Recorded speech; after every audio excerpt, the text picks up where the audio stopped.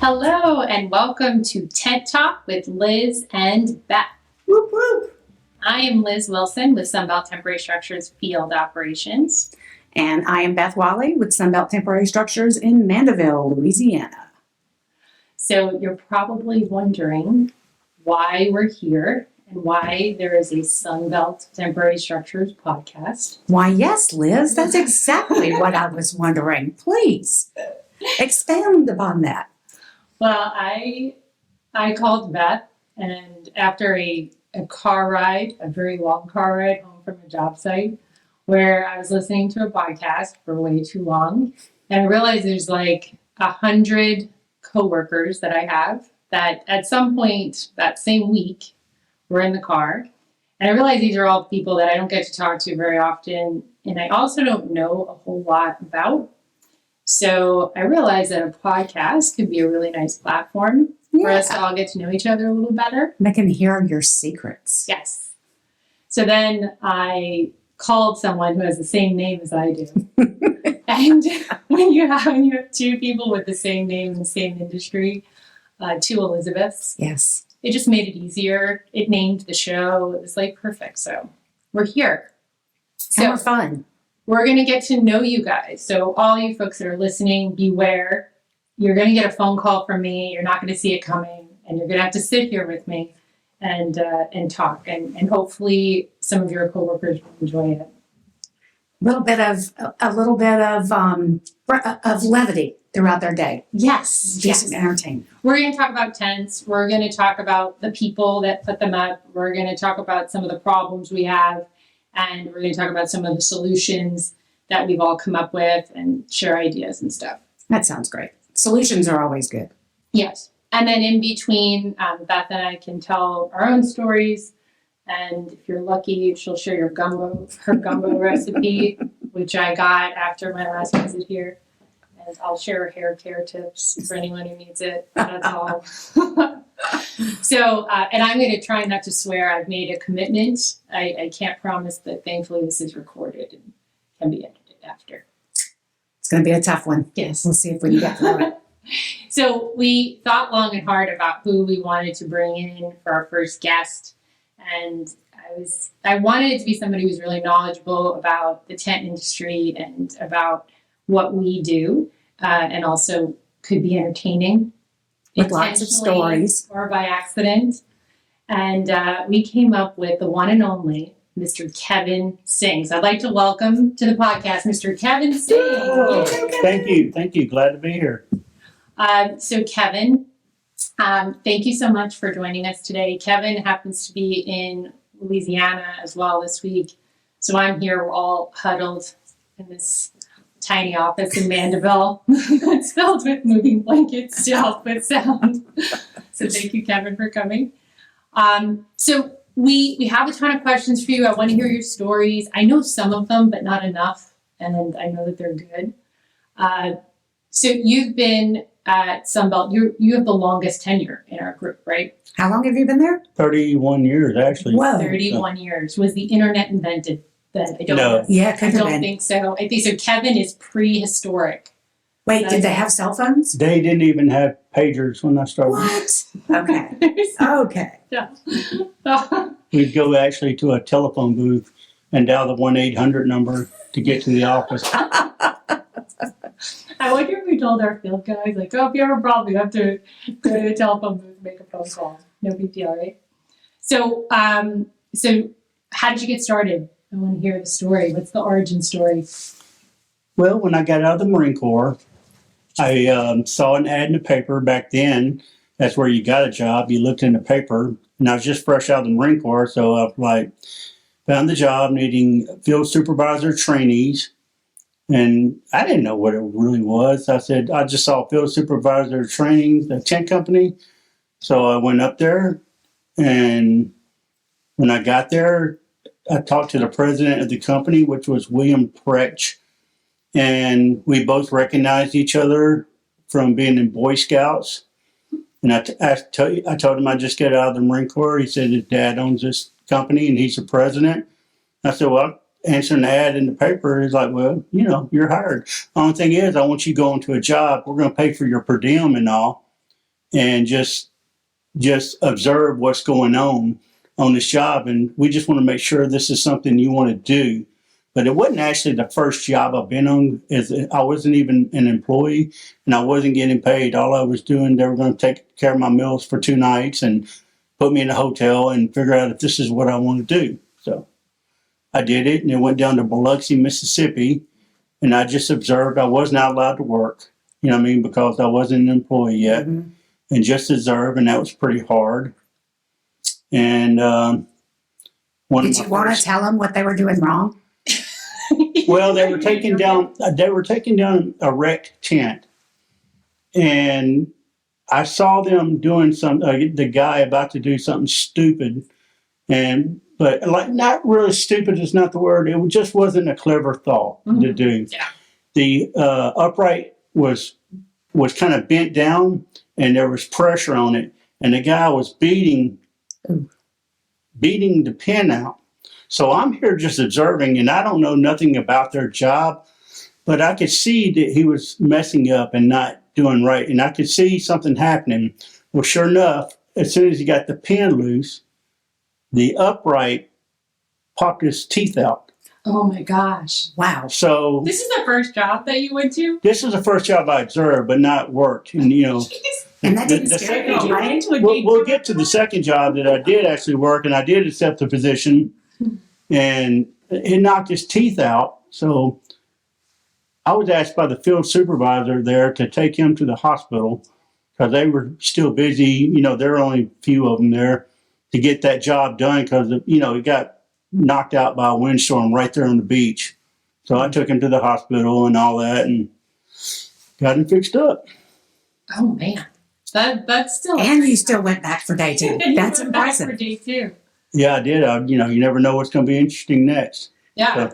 Were mouth guards? Did you suggest mouth guards after that? Or I didn't discuss nothing because I was just there to observe. that's awesome. I'm like, So- I knew not what to do. I knew he was making a mistake, but once again, that's what I was a young 23-year-old kid, just out of the Marine Corps, but, that's when you speak up, say, hey, that's got some pressure on there, and I think you're going to get hurt. If you pull that out, you need to have your face back.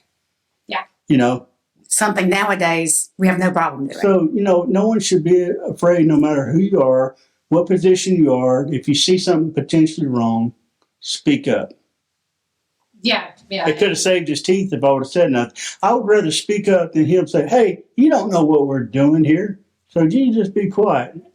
But I would have said, okay, I just wanted you to know before you knock your teeth out.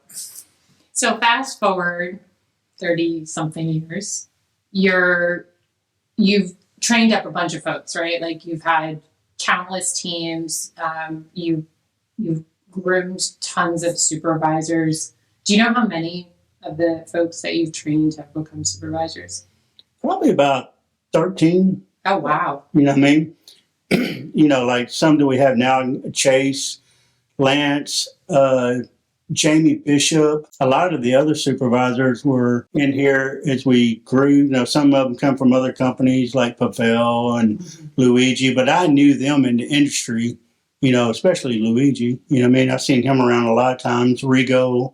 So the tent world is a small world. And Robert Skates, he worked on my crew before he became a supervisor, but he knew a lot about tents as it was. I just kind of like, he was on there to learn the Mahaffey way or whatever, the Sunbelt way now, how we do things. And you did come and save the day for me on that project we worked on in Brooklyn Oh, a yeah. while ago. So yes, I've had the pleasure of having a Kevin Singh project. So Don't forget about the airport. Yes. Oh, yeah. When Wait. the crane wasn't able to come. Do I need to know this? No, we're not going to talk about it. So you trained tons of supervisors. My question for you is like, when you meet someone who's just getting started, like what is that characteristic that they have that you're like, okay, they're going to be good. This job is for them. Like they chose the right profession. That's a good question. I just recently experienced, there's a guy that come here and I don't really want to say his name, and but he come here for this job we're working on right now, and he just took advantage and got right in there and doing things, and I could tell right off the detail he was smart. He knew how to level stuff up and do things. And I just told him, I said, if you keep up stuff like this, one of these days you're going to be a supervisor if you keep on with this, because you're the type of people we're looking for. But at the same time, he's just doing everything he did was really a good job. And I'm just like, wow. And he was fresh out of the university. So conscientious, Very conscientious, great. knew what he was doing, easy to work with, always on time, never Yes. late. Mm-hmm. Yeah, That's a big one. I agree. I think being there in the morning, being ready to work is important. So I have, we're trying not to have these be too long, but I do have a couple of questions. I'm calling this the WWKD, what would Kevin do, set of questions. So I have a couple of scenarios, fake scenarios, that I'm going to ask you what you would do. Okay? Are you ready? I think I This am. is it's kind of like a trivia, right? Okay, so you get to a job, square out the plates, you have your whole crew ready, you got the all clear to stake, you're ready to go, you start driving stakes, they go halfway down and stop. What is your go-to for equipment solutions or anything else, tricks and whatever? How do you handle that moment? First of all, I would, we go down, do we have an electric whacker putting them in? Well, the second thing I would do, I was like, well, we need to get an air compressor and a 90-pound air hammer and see what it does there. So you would call up and rent one, like get it from a local GT store. Yeah, get Easy one enough. out there, and then, okay, we get them in so far and they're down real far. I'd probably get a pull test on them, the stakes, and see what we're getting as far as pull test. And if I've got them down there far enough and I'm getting the right amount of pressure, maybe we cut off the stakes. You know what I mean? As long as I'm getting the pull test, when we do the pull test right and it's holding. Or what I would do is call this company in Missouri that I know of that has 4-foot drill bits, which I'd get with an 1.125, and I would drill that down as far as I can until we can get the stakes in the ground, and that has worked for me before. Yeah. And there are companies out there that will sell you those concrete bits, and but you just got to take it slow and pull it up constantly. Take it slow, because you can't just drill straight because it gets stuck. So Yeah. Or you'll burn the motor up, which we've done a couple exactly, of you got times. to let the motor, because most of them cannot handle one that big. It's modified for certain stuff like that, and you can even see where they weld onto it to make it bigger for what you're doing. So Right. So in general, if you're making any modifications to a staking plan, whether it's cutting a stake or using fewer stakes or doing anything, we're always going to the construction manager, right? To let them know, make sure that for engineering purposes and everything else. yeah, you want to make sure what you're doing is the right thing. If it meets up to you have to let the engineer know. Right. The construction manager will contact them, let them know what's going on, and they'll say, yeah, that's good. Or sometimes they'll say, stop the whole thing and let's order concrete ballast and ballast plates. And sometimes you have to do And that's what it is. There's been a couple jobs like that this year where not only that I've dealt with, but other crews, they just finally had to say, whoa, stop. Abandoned mission, nothing but rock under here. We've done So that they a couple of times. poured a concrete pad, and we went back and this is what I told the guy to tell the customer. He asked me what to do. Have them pour a concrete pad and call us back about 2 weeks later when you can concrete anchor them in the ground. And that's what he suggested to the customer. And that's what he did, was poured a pad, and then they come back and anchored them into the concrete.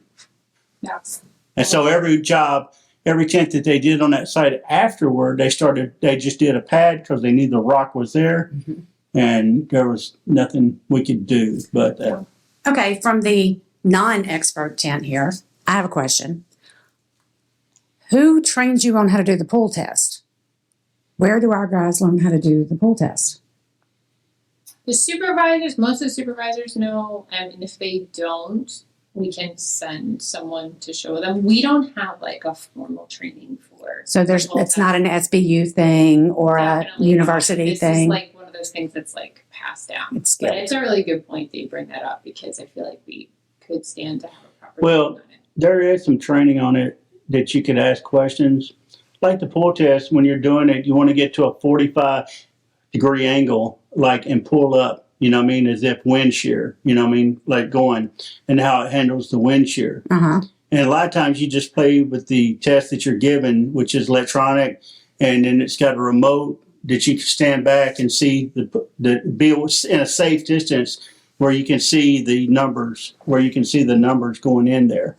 And this is a machine that each crew has? Yeah, it's a little No? electronic. No, Not we send them everything. around. They're in kits. Mhm. They're Okay. in kits. I'm learning. See, I'm already learning here. Most of your refineries are going to require it. Well, anything that you're doing that has like a specific rating, like anything like a blast structure.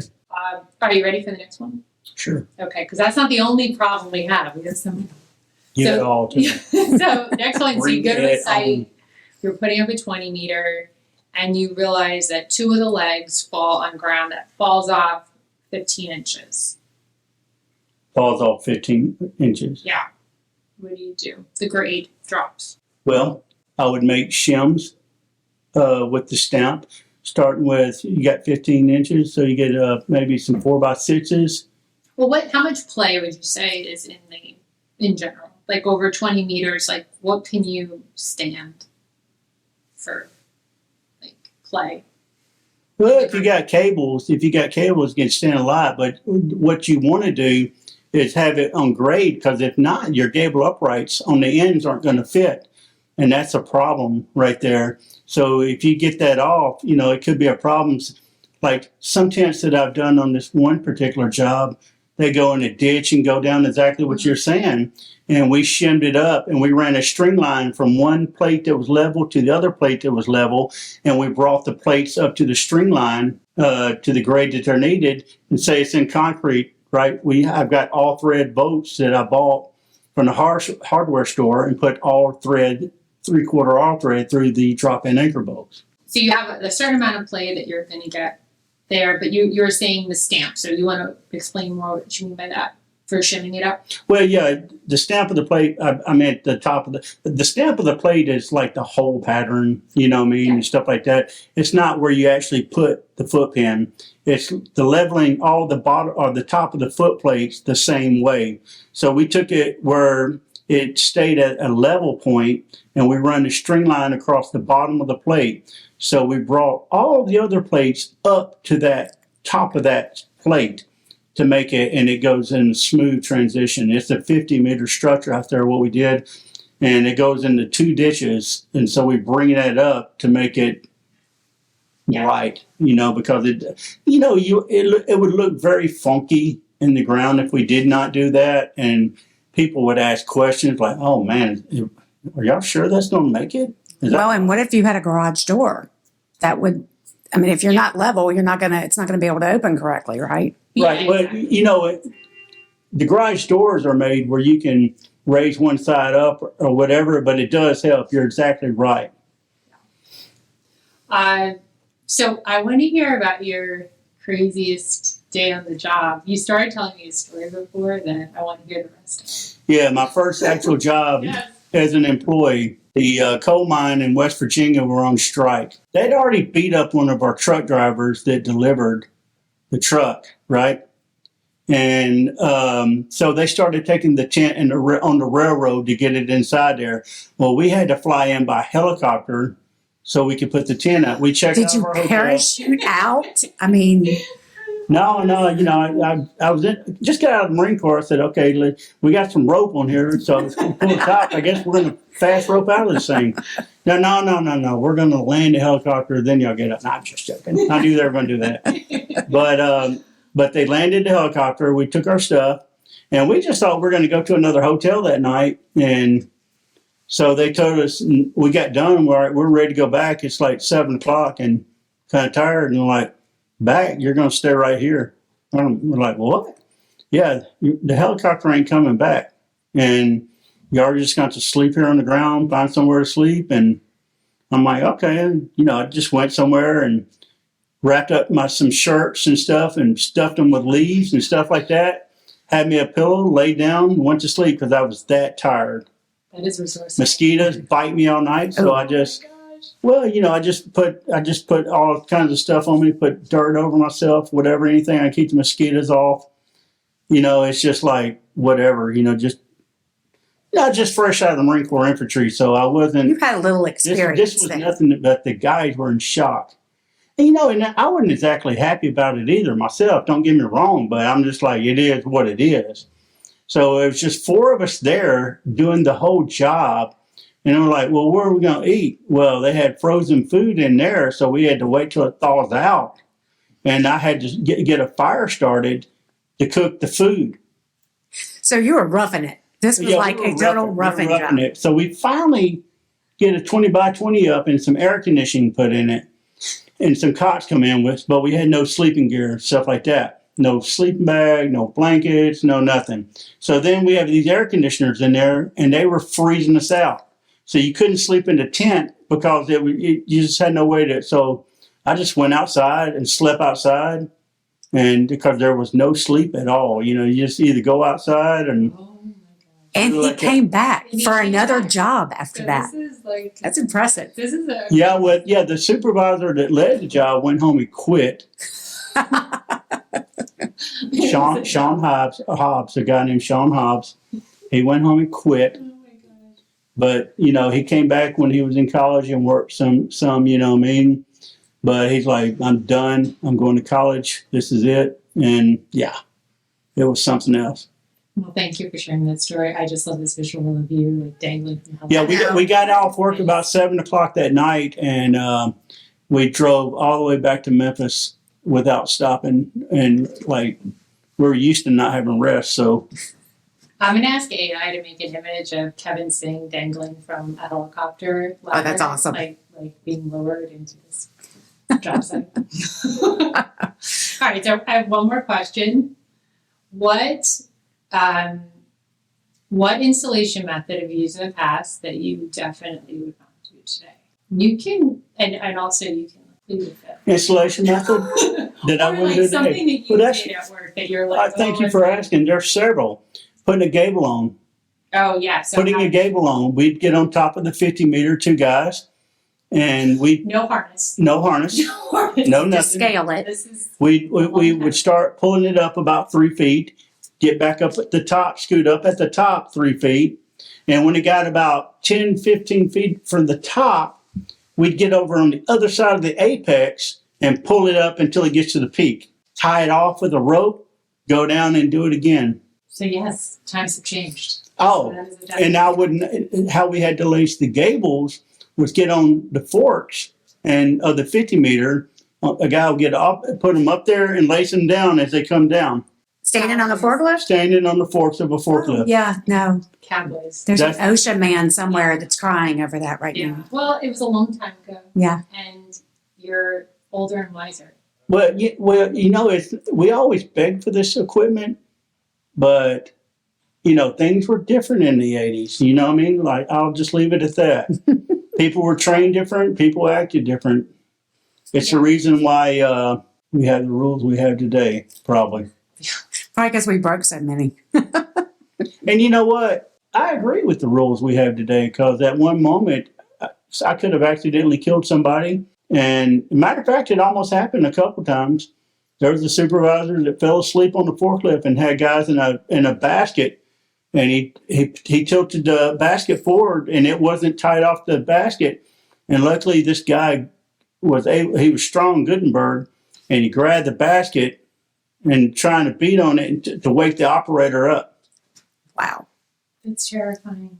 Well, I mean, as much as these stories are they're horror stories, right? Because you just can't believe we did that. And I'm very grateful that we have a strong, smart team has learned from those mistakes. Thankfully, there were no major casualties at that time, but I'm proud of who we are today. Much better place. Absolutely. I have a question.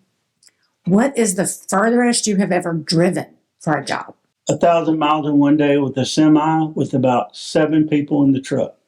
Oh, So many things about that. yeah, Like exactly. this is like every type of violence. I was the CDL driver. We hadn't been home for 3 months.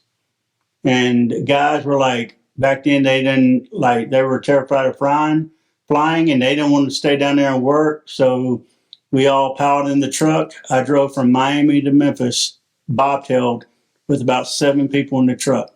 Wow. In the sleeper, in the front seat, and just drove 1,000 miles. Talk about hours of service Yeah. there. Oh, there was no care. There was no, Did you have to keep a log? Did you have to do a log back I had then? 2 logs. Mhm. Yeah, this is. I wouldn't explain to 7 people if we got caught. I told them I know I've got my seat, so I wouldn't worry about it. But Did you have to pull into all the way stations? And, yeah, I still had to followed do it. the rules. Yeah, I still had to do it. But I believe if we would have got pulled over and everybody got out of the truck, there would really be a problem. Well, I'm proud of the man you are today. Well, but to my advantage, this is what we were taught by my elders back then. Yeah. You know what I mean? And Get it done. I tell a lot of the guys, you're lucky you have someone that has done that, because when we got a lot of these, like the 50 meter, we made mistakes, and now I can pass on to you what not to do. Oh, do not do that. This is what's going to happen. Trust me. So, there was nobody to explain to us, there was chance when they got to be 13-foot uprights, we're like, oh Lord, what, man, these are so tall, this and that. And then when you got to be a 50 meter, 166 foot wide on 5 meter legs, you're like, oh man. And there were so many mistakes made, but now these guys that come in have people to be able to teach them, the do's and not do's, and they know the mistakes that were made, but they were taught by the people who did it and found out the correct way to do it in a safe way. And we have the university, which I think is fabulous, because when I started, which wasn't that long, but in 2019, our method of training was, hey, you're going on a job site tomorrow. And we just threw them out to the wolves and said, good luck. Yeah. So I love the fact that we actually take a vested interest in making sure that they learn a little bit, at least before they get out there, and then have the tenured supers that are taking care Well, it of gives them. a guy a chance to see, it's an interview on him, and it's an interview on us. It's number one, is to see if he can do the work, and, he's getting a chance to see us, and, And what we do. yeah, and what we do. And sometimes it's better to make a decision right there at the university than being on a job site and wherever, and you've got all the credentials, the training, and then they have to get somebody else through it. Right. And, Or that person goes, I think I want to go home. I think I'm done. And you have exactly. He knows what he's getting into after he goes to the university. Well, Kevin, I'm so grateful for your time today. Thank you so much for sharing. You're welcome. Yeah, you've got some good stories. I've been entertained. I've learned stuff. So we're going to wrap things up. I am hoping to line up a really good list of guests. I have a few ideas Beth and I are cooking up, but I am open to ideas if you guys have any. So please send me an email or Beth an email with ideas for themes or folks. Tell us what you're interested in. We want to hear. We want to know what you want to know. Yes. So stay tuned for more, and please stay safe. And thank you for listening to our tent talk. And we'll have gumbo next time. Yes, come on. Good deal. Sounds like a plan. All right. Bye, guys. Goodbye.